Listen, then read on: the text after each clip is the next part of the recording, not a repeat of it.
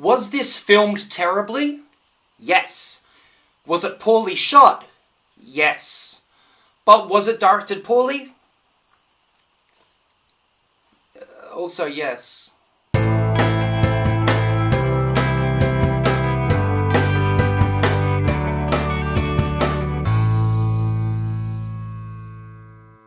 When an elite crime squad's lead detective, played by Michael Fassbender, investigates the disappearance of a victim on the first snowfall of winter, he fears an elusive serial killer may be active again.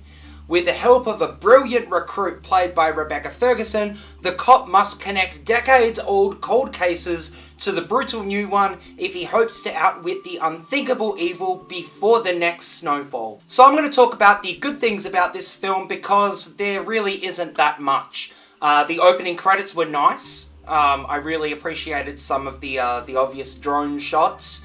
And it was a relief seeing the end credits. That's it. I actually don't even know where to start with this review. Michael Fassbender, arguably one of the best actors we have working today, completely phones in a performance that was completely underwritten. Rebecca Ferguson is also in the movie and, I've got nothing to say about it. She was in it.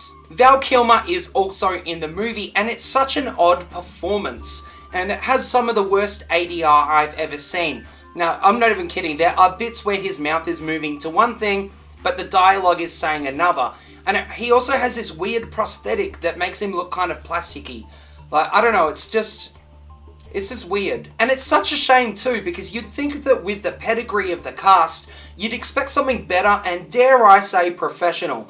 But you don't get it. You don't even get anything that's remotely trying to be anything other than a mediocre and boring and unfocused film. I can't even structure this review properly because I'm in complete bewilderment as to how you have a fantastic director, one of my favourite editors, one of my favourite actors, one of my favourite actresses come together in this weird high budget, low production value, complete disaster of a film. Let me just talk about the editing for a second. You have Oscar winner Thelma Schoonmaker, who is Martin Scorsese's personal film editor.